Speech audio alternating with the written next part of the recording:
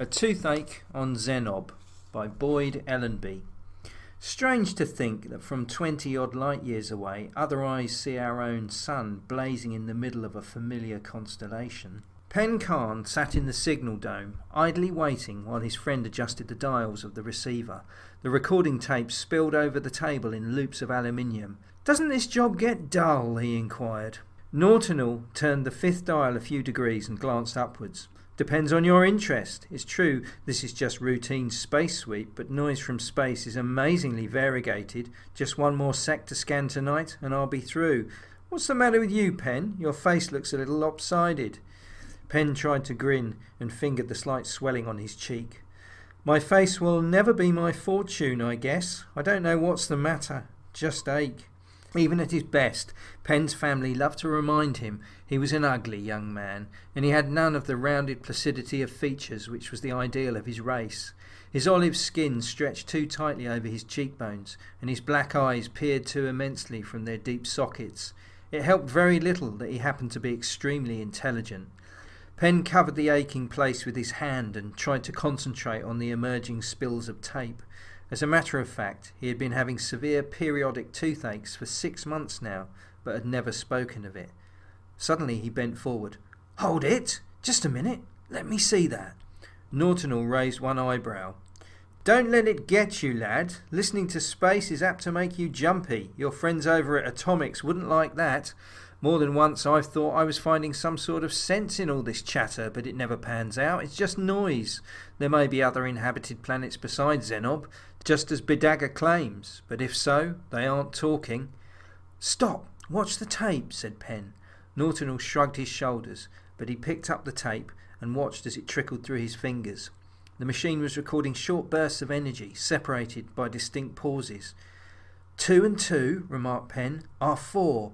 3 and 3 are 6. 4... I know, I've been to kindergarten too. 4 and 4 are 8. Has your aching face affected your mind?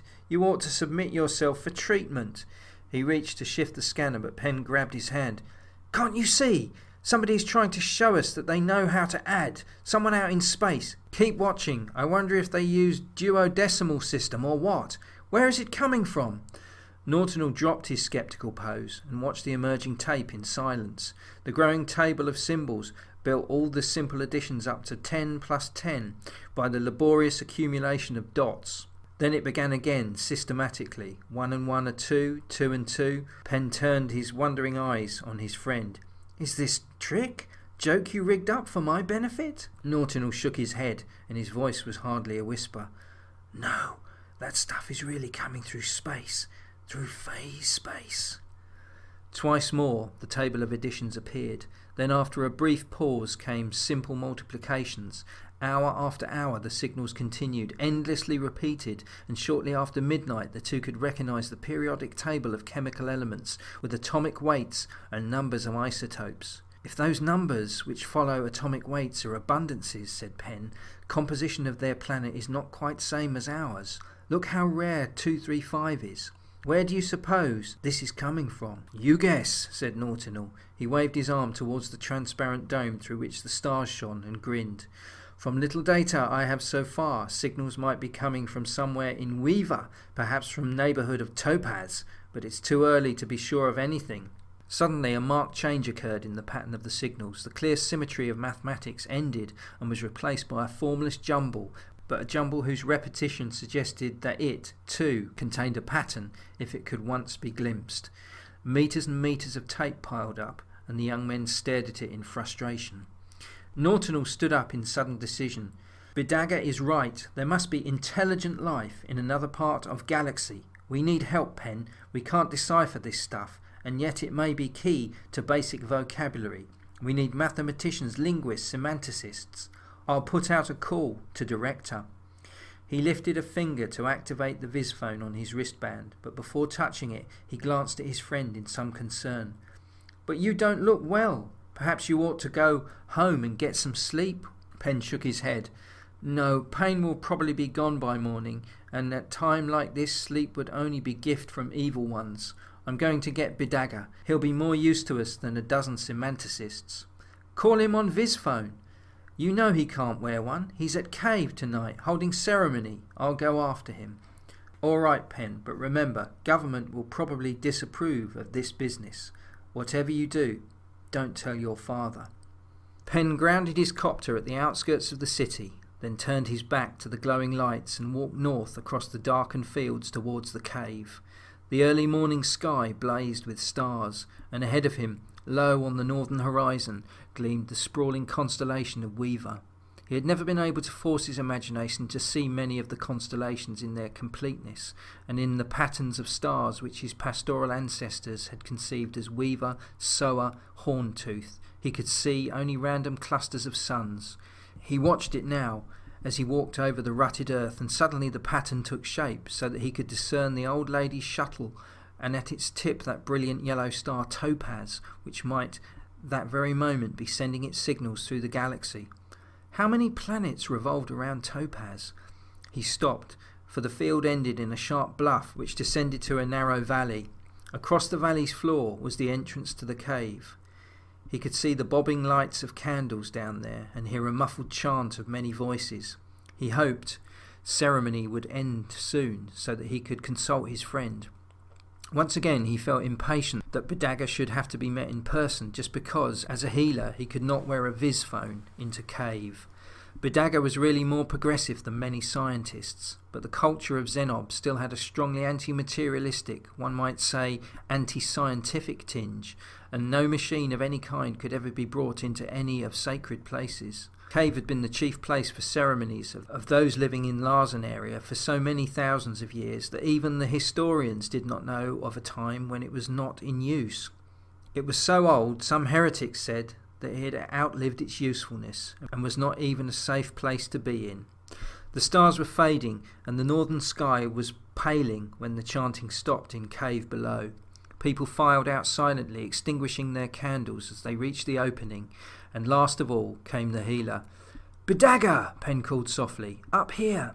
The tall figure paused, then ran lightly up the steps out in the sloping hill. "Has something happened?" "Hurry, my copter is waiting back there, and I'll take you to the signal dome.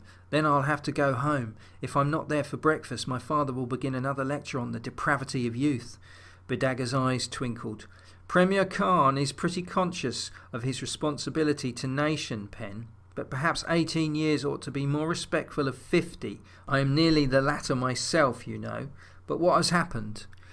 Pen raised his arm and pointed towards Weaver. "We're getting signals. We think they may come from some planet of Topaz." Bodega clasped his strong hands over his breast. His black hair, curling over a high olive forehead, was held in place by the narrow green band of his calling. Under his little moustache his mouth was firm and serene. His grey eyes were exalted as he stared at the fading yellow star. "At last," he said.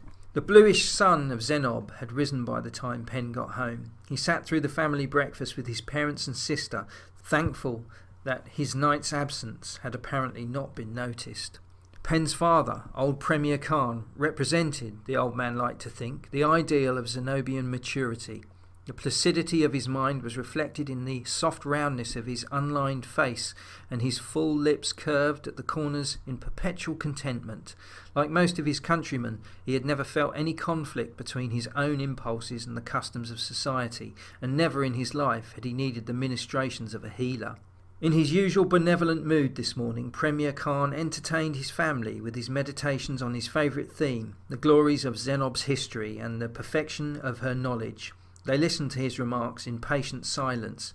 As he sipped at the last of his cup of fragrant alkali, he tried to make a kindly remark to his son. "And what progress is your institute making towards practical atomic power, Pen? Foundations of this work were laid down more than 200 years ago, and government would be glad to have demonstration at any time." "We're a little uncertain, sir, when that will be. We want to be sure before our first trial that we have checked against even vaguest possibility of starting widespread chain reaction." The Premier frowned, set down his cup and touched his napkin to his lips. "But how could this occur?" It is not at all likely, but if, for example, as has been suggested, crust of our planet should contain large quantities of some heavy element with properties we don't know about, something related to 235 or 238 for instance, and easily fissionable, our very first trial might prove disastrous. Nonsense, nonsense, said the Premier. Complete chemistry of our planet was worked out and tabulated more than 300 years ago. There were great chemists in those days, and since then no further research has ever been necessary. There could not possibly be any elements which we don't know about. It is not seemly for you young men to be questioning work of great geniuses of the past. Penn's sister Soma had been silent, as befitted a woman. Now she said, Father, I have been told that long ago Sakar Talat, after life spent in philosophical research, gave warning to government.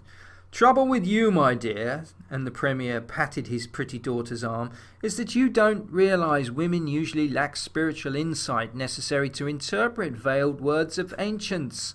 Of course, I admit our healers can foresee future, but they don't always describe it in unambiguous language. Actually, Sakar issued 2 warnings, but they obviously did not mean what they seemed to at first glance. First was that we are in danger because we only think we have mastered all basic knowledge.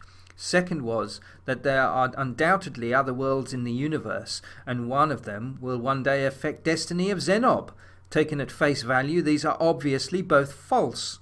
As to the first, no new knowledge has been added to our sciences for generations, in spite of the fact that ages ago showed us how to use faculty of precognition. As to second, it is clearly foolish to think Sakar meant other worlds in a physical sense. He must have meant spiritual worlds. He turned again to Penn, who had risen from the table and was waiting politely. And when can we have that demonstration? Within a month? I'll speak to the director today, sir. The throbbing in his cheek was becoming evident again, and he touched his face gently. What's the matter, Penn? Said his mother. Nothing. My face hurts, little. Ignore it, his father ordered. I won't have any maladjustment in Lord Khan's family. He picked up the gold-headed cane, which was his badge of office, and strode out of the room. Penn managed to spend a second night with the sleepless group of experts at the Signal Dome, but fatigue and the growing pain in his cheek sent him home again just before dawn. Softly he ran up the ramp to the second floor into his bathroom to the medicine chest. In Penn's family, a transient illness was an embarrassment. A persistent illness was a disgrace. It had always been his mother's pride, and his father's boast that in the Khan household the contents of the medicine shelves were never needed, and that the doors of the cupboard remained closed from one year to the next. It was with a sense of guilt, then, that Penn pressed a spot on the green-tiled wall to slide back the cupboard doors and picked up an ivory box from which he took a bolus of pain-killing plant extract. He swallowed the huge pill, then took another, a double dose, this time, for he knew the pain would never yield to anything less. He stood shivering for a few moments, waiting for the drug to take effect. He looked up and realised that his sister was standing at the open door, watching him sympathetically. Penn, she said, you're ill. Won't you talk it over with me? I would talk it over with the evil ones if I thought it would help this pain. It grows worse and worse. Have you told father yet? He could arrange for healer. No, he shouted. I don't want him to know. He'd only begin lecture on his shame, his grey hairs, how all pain comes from unruly mind. Why don't I put myself in tune with group? Old familiar story. But I know this is something different. But Penn, you know yourself surely that since you've got into Atomics Institute you have changed. You aren't perfectly adjusted anymore. You worry about things. He touched his swollen face and smiled at her placatingly. Don't worry, Soma, or you'll get lines in your forehead, and father would never bear the shame of having 2 maladjusted children in the family. I'm stronger than you think. Last year, when I passed fire test, I stood flames longer than any of boys in my class, longer even than Nautinal. But this is different. Trouble with Zenob is that we don't have any biology or any real medicine. Penn, how can you say such things? Your best friend is healer. You know, I haven't said anything against healers, but only ailments they can cure are those that originate in mind, and they can't really do anything for purely physical ailments. Bodega has admitted as much to me. He wants to change all that. He thinks time is ripe. But Pen, our healers can foresee future. You know that Anta Penhab proved that 5 centuries ago. Ainta was worst disaster that ever befell Zenob, Pen shouted. He put out his hand to restrain his sister, who was attempting to struggle to her feet in horror.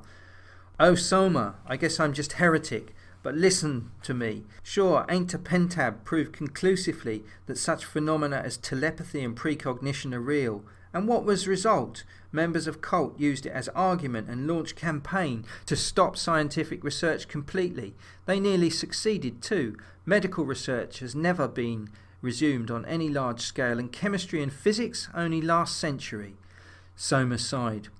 You shouldn't get all excited, Pen. Come down into living room and stretch out on couch. I'll rub forehead. You may be ugly old atavism, but you're only brother I have, and I want to keep you. In the big living room, Soma drew the curtains from the lucite walls that looked over the white city.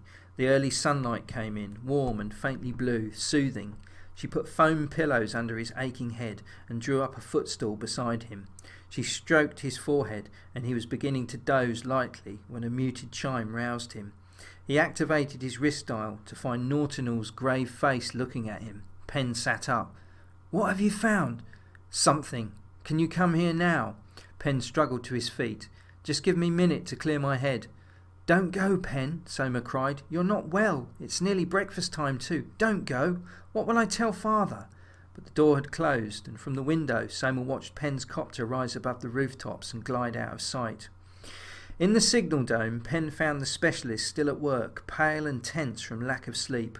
Some still conferred over pages of mathematical equations. Some watched the tape, which monotonously continued to record the symbols. Bodega strode forward to meet him. We've finally found key to vocabulary, Pen, and others are at work now on the main body of message. Signals are undoubtedly coming from one of planets of sun we call Topaz. It has system of 9 planets, and waves are being sent from third. All my life I've believed that there were other planet systems like ours, and other intelligences in the galaxy, but now that one of them is signalling us, I can hardly make myself believe it. From the top gallery, high in the dome, Naughtinal ran down the spiral ramp. We're getting it now, Bodega. Planet of Topaz is signalling this entire sector of the galaxy, hoping to find planets with intelligent life on them. They wish to communicate, to exchange information, and they offer to visit any planet which would welcome them. Then they can travel through space? Yes, they say they are only 27 light years away. Bodega's shoulders drooped in disappointment. But if these signals have been 27 years on way, it would take us another 27 years to answer them. I shall never live to see their visit. But you don't understand, Bodega. I forgot this isn't your field. These waves are coming through phase space, and they go much faster than speed of light. They reach us almost instantaneously. Pen began to laugh. He felt light-headed, and for some reason amused. I suppose you all remember my father Jarlu's lecture, in which he demonstrated mathematically that life or intelligence on any planet except Zenob was impossible. He pointed out that unique properties of carbon compounds which we are composed could never be duplicated on another planet, and how remarkable circumstances of our having ice eye, only form of solid water that can float, had allowed life to evolve on Zenob alone. Poor father, this will be hard on him. Of course, you are not going to send answer. Bodega seemed to be in a meditation, but now he spoke in a commanding tone. Of course we must reply. Naughtinal gasped and stepped away. But we haven't right. That would be heresy. I claim right. Centuries ago, healers dreamed of this day, and as a healer, I dare to claim right. We reply to these signals and tell people of Topaz Planet that intelligent men do exist on our own world. Naughtinal's eyes had become dreamy and speculative. I am not certain that we could reply, even if we dared, he said. He looked uncertainly at the other microwave technicians, to see fear looking from their faces too. At last one spoke. I think we could change over to transmission through the phase space in about half an hour, if we had orders. He hastily turned away, afraid of his own thoughts. Responsibility is mine, said Bodega. I speak with authority of my calling. We will send same set of mathematical tables we have received, and then periodic tables of elements as they exist here. Penn felt confused, battered with warring emotions, and too tired to think or speak, but Nautical moved with abrupt decision. "If you order it, Bodega, we will try." He turned to his technicians. "We'll start work immediately." Nearly an hour passed before the wave modulator was reported ready. In the highest level of the dome, they watched nervously as Nautical turned up the power and worried the dials. "All set?" he said. There was no reply. In a dead silence, he touched the button and started an impulse driving towards the star Topaz. The door behind them opened with a crash, and Premier Khan strode in, his face contorted with an anger he had never shown before in his life. "Despicable traitors!" he shouted. "Turn off that instrument!" White-faced, one of the technicians obeyed, and the power indicators dropped. "Can it be true, what has come to my ears, what I see now with my own eyes, that you would dare to reply to messages that come from foreign planet?" Bodega's commanding figure grew even taller. "Premier, I speak now not as a Bodega man, but as Bodega healer, and I must give you my warning. Zenob cannot escape contacts with other worlds. In my opinion, Zenob has reached fateful turning point in its history. We must face fact that our knowledge of physical science is not adequate. Our fossil fuels are nearly gone, and we must have atomic power. But frankly, our physicists don't know enough to design safe atomic reactors. And at rate science progresses on Zenob, they won't know enough for centuries. All this could be remedied by exchange of information with this other world." As he faced Bodega, the Premier trembled with rage. His usual placid face was contorted. "Bodega, you could be unfrocked for that. Zenob would be better off if healers would confine their opinions and activities to healing and leave politics to those whose business it is. Government will not base its decisions based upon visions of dreamers who have dwelt too long in cave." Penn closed his eyes as a wave of agony broke over him. The voices receded. Dimly he was aware that he was falling. Pain and shouting together faded away into darkness. On Earth, at the listening post on Long Island, Joe Webber sat before his recorder, intent on the noise from space. The chief anthropologist studied the star map on the wall as he asked his question. "Have you got anything at all, Joe?" The technician shook his head. "Nothing but noise. I've only been beaming them for 4 days, and our schedule calls for a week on each sector. I'll keep on as planned, but I'm positive that the star systems in the Lyra sector are not inhabited in any sense we would recognise, or if there is life there, it hasn't developed enough of a science for them to know they're being signalled." The anthropologist sighed. "It may be a hopeless task. It may be several lifetimes before we locate systems similar to ours. I had hoped to find some in my day." "Don't be discouraged, Professor. I'll start hitting Cygnus for you, and maybe we can find something there. Yesterday, for a minute, I thought I had something in Lyra. In the middle of the random noise, suddenly I came across what looked like dot dot dot dot dot dot dot dot dot dot dot dot dot dot dot. It was clear as crystal and much louder than the noise, but then it lapsed into the usual nonsense.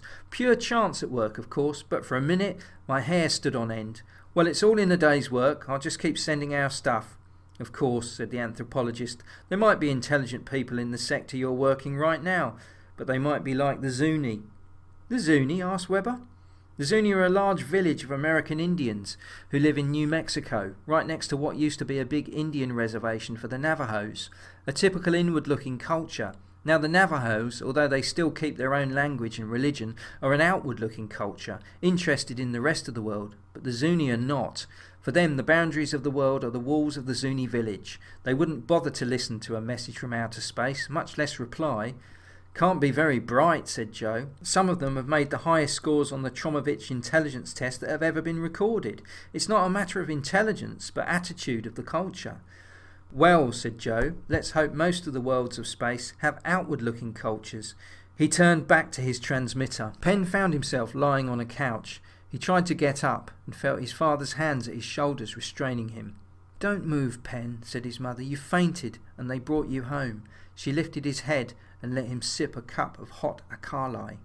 After a time his father addressed him with usual kindness. "We cannot delay any longer, Penn. Your mother and sister and I are all agreed. You must undergo ceremony. What is proper thing to do for you, I don't know, but Bodega believes he can help you. This crisis in our world is making us all ill, and it is no wonder that you, being young, should suffer more acutely than the rest of us." Penn tried to laugh. "Would you trust me to Bodega?" "Yes, I would. Although his views on world affairs are perverse and dangerous, he is a good healer, and he has your best interests at heart." "Your son is very ill, Lord Khan. If I am able to help him, would you be willing to consider possibility at least that wisdom of healer is not confined to human body alone?" Premier Khan brushed his hand across his eyes. In the last few days he had suddenly become an old man, and his mouth was drawn and tensed. "I cannot tell, Bodega. I am tired and confused. I no longer seem to be sure what is true and what is right." Penn opened his eyes to speak to Bodega. "Do you think you can cure me by ceremony alone?" "I have cured people who are much more ill than you are, but your case is serious because you have delayed so long. It may be that we should not rely on ritual alone, and that it would be wiser to use knife." Lord Khan gasped in horror. "Never! Have you lost faith in your own art?" "Of course, none of us likes to use knives, since very few minds are skilled enough to control infection likely to follow. No, first we shall hold ceremony, just as our tradition counsel us, tonight." The muted chime of the visphone interrupted them. The Premier touched his wrist, and the gaunt face of Nautinal appeared in the dial. "Signals have entered new stage, sir. Messages coming at present state that Topaz Planet wishes to visit any planet inhabited by intelligent race. They say they have phase space drive for spaceships, but in all their searching have not found even one inhabited world. They say they want to know that they are not alone in the universe." The Premier's face worked. "I cannot say what is right. Later I will decide, after ceremony. Are you ready, Penn?" Penn covered his face with his folded arms. "All right," he whispered. "Sooner, better."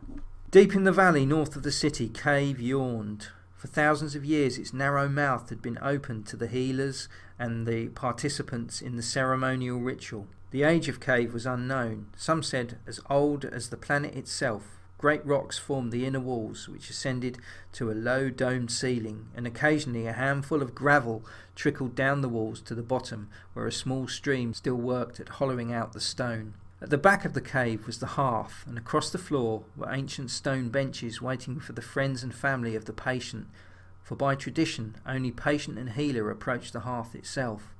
The others, whose wills and hearts were to unite for one brief night to heal the sickness, sat apart in a broad circle where they could see the ceremony, and the chant of their voices could float back to the ears of the sufferer. As the sun set, Penn was carried into Cave on a litter. His father and mother, his sister, his father's collaborators in the government, and representatives of the whole community filed down the valley into the entrance where Bodega stood, and each person, clad for this occasion only in a robe of animal fur, as he approached the opening extended his hands to show that he had removed his wristband, and lifted his arms to show that no material product of modern technology had been taken inside to profane Cave. They all respected the ancient proverb, "What immortals want new, they make new." Each one lit his candle at Bodega's flame and silently took his place in the circle. Penn had not been inside Cave since his early childhood, but it seemed a familiar place, since its description formed part of many of Zenob's myths and was part of her history. The age-old figures scratched on the walk and filled in with coloured earths had been made by his remote ancestors at a time when their only weapons were bows and arrows pictured there, and the stone-tipped spears with which they hunted their game. In the flickering light of the fire he could recognise the lithe toda and the great tusked calamat animals which had been extinct for many ages. How vividly old ones had portrayed these animals and the ritual of their hunts.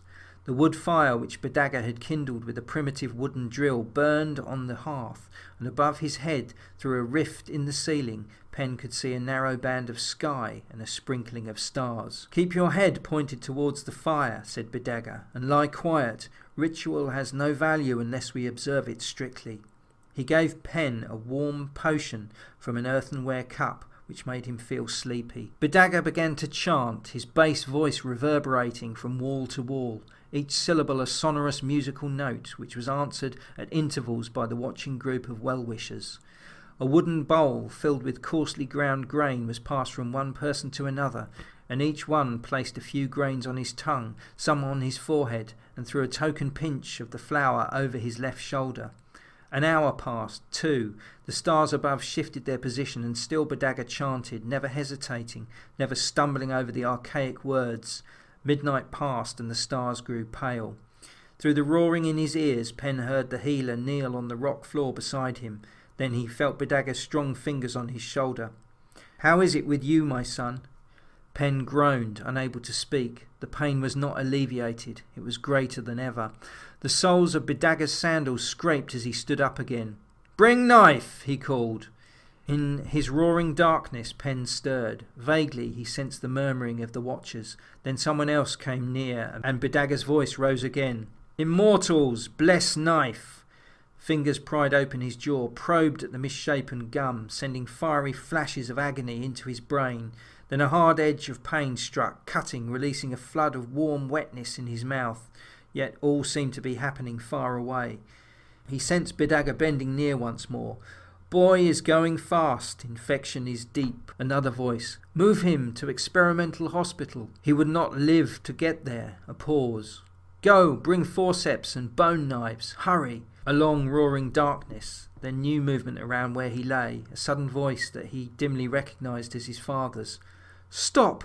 What is that tool in your hand?" "A new device for extracting teeth," came Bodega's calm, resonant voice, "with which we may save your son's life." Shocked murmurs all over the hall, topped by his father's shout of outrage. "In cave? In hands of healer?"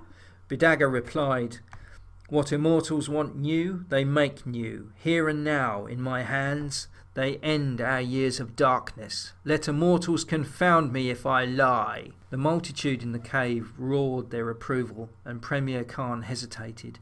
He appeared to be struggling within himself.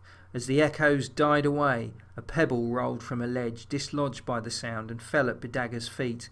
A second pebble fell, and a boulder, which had rested above the hearth for untold centuries, shifted its position. With a shout, Bodega flung himself over Penn's body as the boulder trembled and fell, crushing the life from the bodies of both men. Dust rose and a rumble began near the ceiling. "Run!" cried Premier Khan. "Run for your lives!" As the others ran from the cave, Lord Khan rushed to the huge rock laying upon his son, but he had no hope. Neither Penn nor Bodega could ever move again. A trickle of sand pattered to the floor, and with the last backward glance, Lord Khan ran from the cave. Boulders rained from the ceiling. The Premier had just reached the outside when a huge slab of rock crashed into the floor against the entrance. On the slope nearby, Penn's mother and sister wept silently. Lord Khan stood motionless a long while. At last he spoke. "Cave is sealed," he said. "Let it never be opened again. Immortals have willed that my son should rest here forever with impious Bodega." Turning his face to the sky, he stood. He shook his fist at the bright spark of topaz in the paling north. "So much for new things and foreign stars," he said between his teeth.